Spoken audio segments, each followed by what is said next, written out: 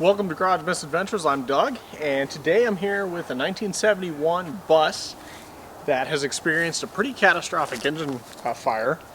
And I thought some of you might be interested to take a little walk through, because if you're involved in your Volkswagen community at all, I'm sure you've heard of Volkswagen engine fires. It happens. Unfortunately, it's devastating sometimes. Sometimes they get out pretty quick. But anyway, I just wanted to show you guys this bus. I bought this bus here a while back, and its fate is up in the air at the moment.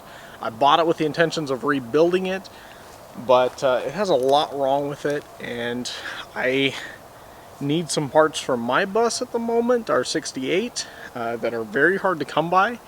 And I know someone else who also needs some parts for a bus that a tree fell on, and so at this point we're not sure if this bus is going to live on as it is, or it may live on in the form of a few other buses that it helps keep alive. But in the meantime, let's take a walk around here. Alright, so from the front, the bus actually doesn't look too bad. It had a paint job somewhat recently in the last few years, but they didn't do all the body work when they did the paint job, so it still has a few issues. The front glass is good, but you can see it's got some smoke damage, and you'll see more about that here in a minute. Going around the passenger side, more smoke damage in the window, and this window's missing because we removed it. This window, on the other hand, was not. This window and the back window and that window, the window you see is from the slider door, the other window, all three of those were actually laying back here in the back, shattered from the heat. But down this side, the heat actually cooked all of this Bondo from these old repairs, and it just kind of fell off from the heat. And so it revealed some nasty stuff. All of this stuff was previously bondoed and repaired, and all of that just fell out from the heat. The roof and a little bit of the interior. You can see, unfortunately, the flame reached up and it grabbed the headliner. And once it grabbed the headliner, it raced all the way to the front, because that headliner is very flammable. And this area obviously is right above the engine, and so there was a can of spray paint back here that exploded. That's what that blue's from. It's actually from a blue can of spray paint that exploded. And a lot of stuff in here that got baked. I found some tools and things that were very baked. And coming around this side, a lot of paint that was baked off, paint that was bubbled. And here's the inside. There was one more row of seats I removed, and it was damaged. The smell is unbelievable.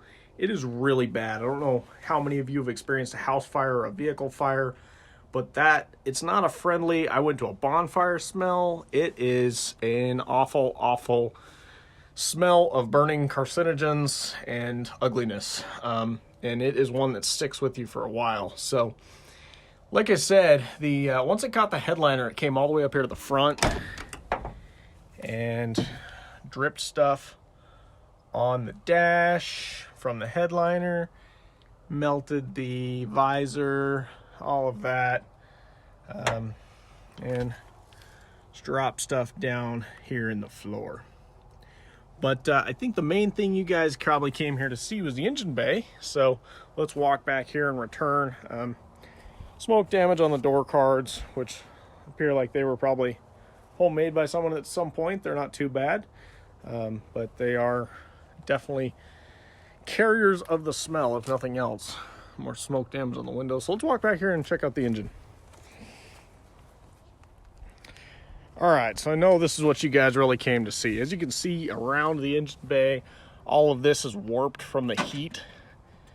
And obviously the paint's baked off. This is a bit warped from the heat as well.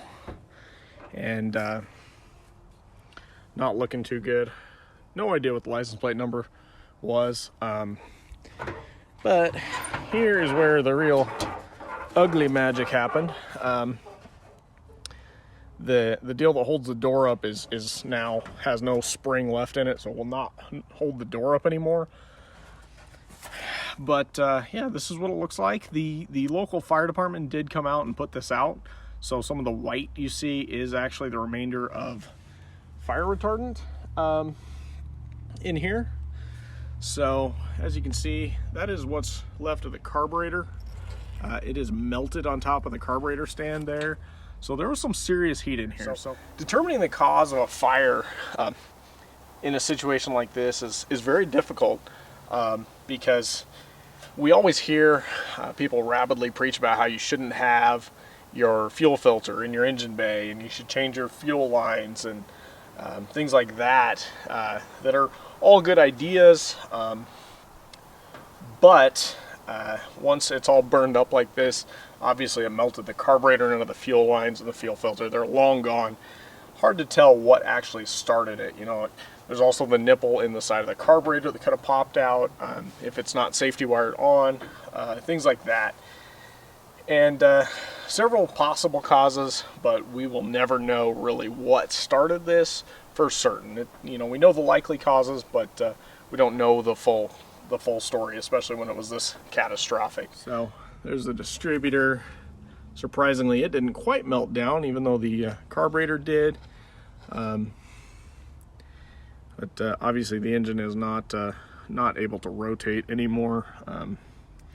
There was an air cleaner. I took it out, and the battery was back here, and it was melted. And unfortunately, that was not very fun to get rid of because I tried to do it in an appropriate way, and the local hazardous waste place apparently would not take it because it was too hazardous.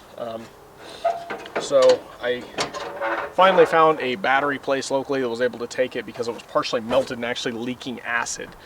Yeah, when something like this happens, there's definitely a environmental consideration that goes along with it.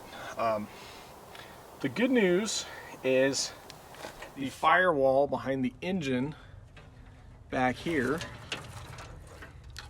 protected the fire from spreading to the fuel tank, which could have been even more catastrophic than it was. This is where the fire started, the heart of it all, and like I said, it spread pretty quickly. You know, I think we can armchair quarterback from you know, our own unburned buses for what the previous owner could have done better, but he was actually on his way. He was about 2 miles away from one of the local air-cooled Volkswagen shops, and he was going to get new brakes and new fuel lines. And it's just interesting to think that if he'd made it maybe another 2 miles, this may never have happened. He was trying to do the right thing, and do the proper maintenance. Anyway, just wanted to give you guys a quick look at this bus, just because we hear about engine fires all the time, and just wanted to show you what can happen. If you're a Volkswagen owner and you're looking at this going, oh my gosh, how do I prevent this from happening to me? For one, there's your fuel inlet nipple on your carburetor. That needs to be safety wired on and around the carburetor to make sure that it does not pop out, because that is actually just a friction fit. It's not screwed in, it's just a friction fit, and they've been known to pop out. Another thing is changing your fuel lines regularly. Different people have different recommendations. I'll leave you to your own research on that. But regularly is definitely good. And you know, keeping your fuel filter out of the engine bay, that is hotly debated. And you know, you can make your own decision on that, do your own research. But you know, at least worth looking at to make sure it's not banging around on anything, and make sure it's in a good place. And last thing is something I've been considering doing to our Volkswagens is installing something like Blaze Cut or one of the various brands of Fireball, which either one of those is an in-engine compartment fire retardant device.